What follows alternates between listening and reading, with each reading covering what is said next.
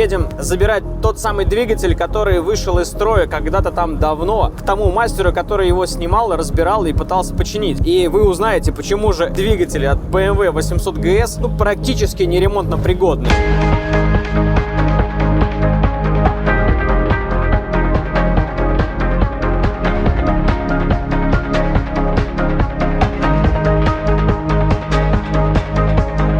Макс, расскажи причину твоего вот этого попрыганничества. Мне почему-то что-то подсказывает, что во всем виноват вот этот двухколесный брат. Учитывая, что здесь вот так вот висит. Вот такая здесь царапка интересная. Господи, что это такое? Мы его когда-то привозили, а он был еще более-менее приличный. Это вообще мертвец. Слушай, это все металлолом уже, походу. Какой Макс молодец. Вот когда этот мотор тебе попал на ремонт? Ну, года 2 назад. Наверное, да. И до сих пор, спустя 2 года, Макс все хранит, ничего не выбросил. Сокровище! Снимем с этого мотора все, что понадобится для того, а все остальное продадим. Я в гараже, и я в шапке. Я не могу ее снять. Очень холодно. Я не стал питать иллюзии относительно моих навыков по сборке двигателей и позвал Макса. Макс — это профессионал, которому реально можно доверять. Поэтому сегодня он здесь вместе со мной в гараже, и мы постараемся собрать BMW. Точнее, поставить мотор на него. Посмотрим, что из этого получится. До сих пор нет уверенности, что этот мотор рабочий. Авантюра начинается. Поехали.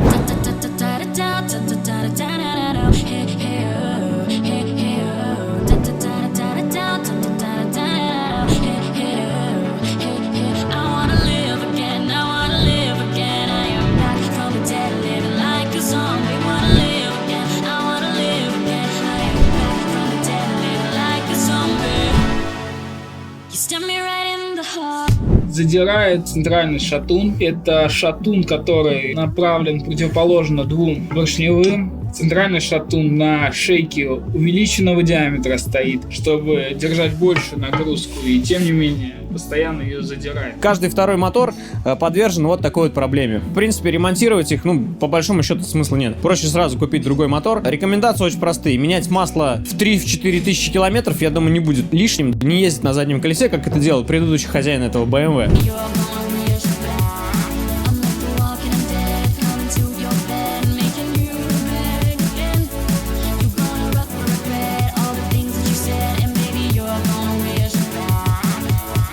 Постоянное место, чтобы в движке перевозить запрещенные вещества. То есть это просто крышка, а там полость какая-то? Да, полость. Совершенная полость. Еще и отдельно винтами забираем. Так что владельцы GS могут спокойно стать дилерами.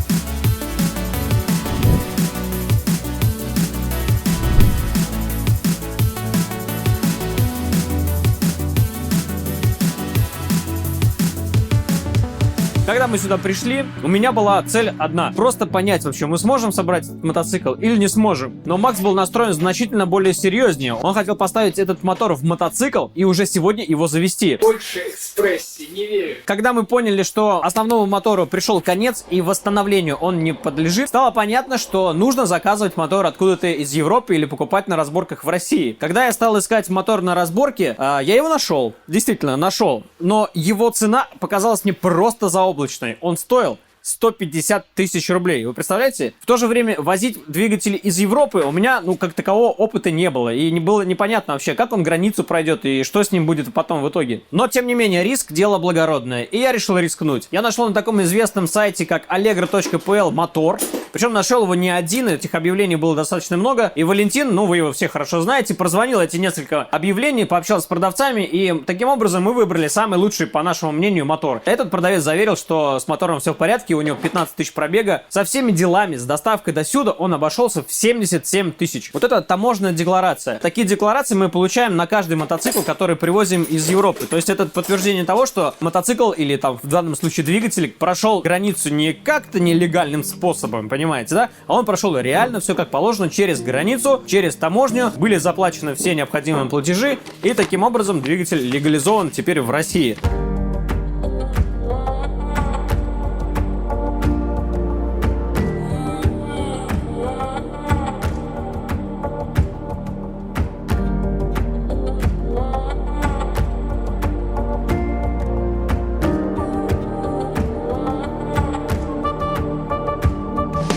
У нас второй день сборки мотоцикла. Вчера мы сделали, в общем-то, основную работу. Мы поставили мотор, навесили все необходимое. И сегодня наша задача установить радиатор, установить глушитель. Сегодня тот самый день, когда мы услышим прекрасный звук двигателя или устрашающий стук двигателя. Пока я ничего не знаю. В общем, смотрим, что из этого всего получится.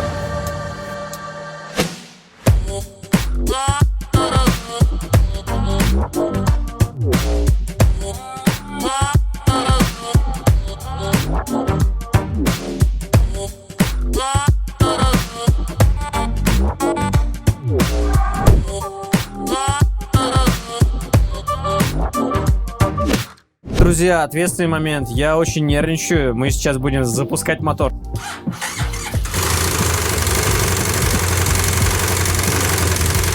Давай! Накачал! Друзья, он завелся. Но работает как-то громковато, я бы сказал. Но он завелся. Что там течет? Сверху побежал?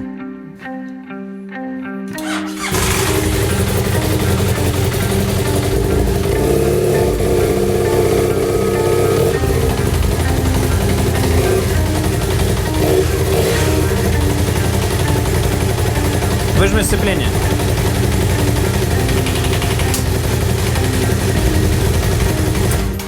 Подшипник. Сейчас нам нужно решить проблему с антифризом. Дело в том, что когда заливаешь антифриз через горловину, ну, стандартно, антифриз не уходит, потому что там образуется воздушная пробка, и нам нужно эту пробку сейчас выгнать. Мы нашли то место, верхнюю точку, при помощи которой можно прокачивать антифриз. И сейчас нам нужно поставить на боковую подножку, чтобы эта точка стала как бы еще выше.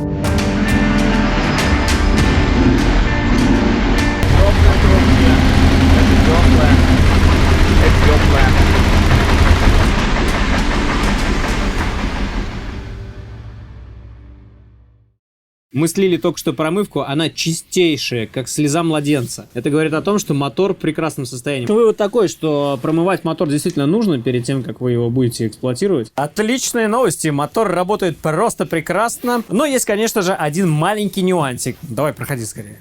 И он заключается в том, что корзина сцепления шумит. Скорее всего, дело в подшипнике. Нам нужно будет снять крышку, где находится сцепление, снять корзину и посмотреть, в каком состоянии находится у нас подшипник. Если он плохой, мы его просто заменим и поставим корзину назад.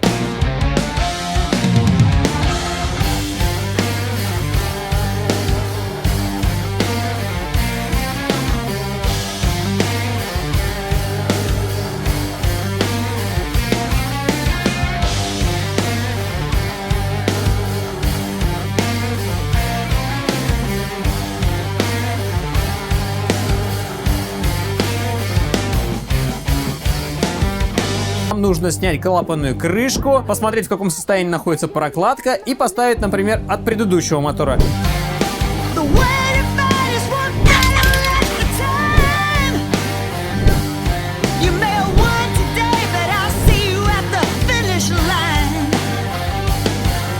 Мы на финишной прямой относительно технической стороны мотоцикла, то есть он, в принципе, будет готов уже ездить, но вот внешний вид у него до сих пор страдает. Давайте сначала закончим техническое состояние, а потом перейдем к внешнему виду.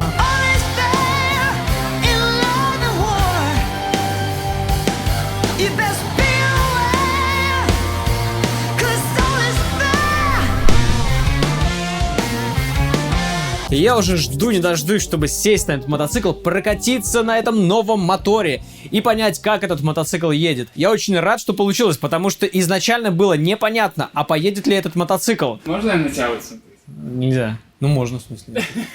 В смысле, можно, да? Макс не удержался и сел на мотоцикл, но в принципе я не против, потому что благодаря ему он заводится. А давай-ка, Макс, проверим, вообще заведется он или нет. Этот божественный звук, вы представляете? Этот мотоцикл заводится. Я более чем уверен, он еще и ездит. Мы примерно в середине пути. Но самую сложную часть уже прошли. Мы сделали двигатель. И теперь нам нужно привести этот мотик в идеальный внешний вид. Ну а вы следите за этим проектом, подписывайтесь на канал. Впереди вас, как всегда, ждет много интересного. Увидимся.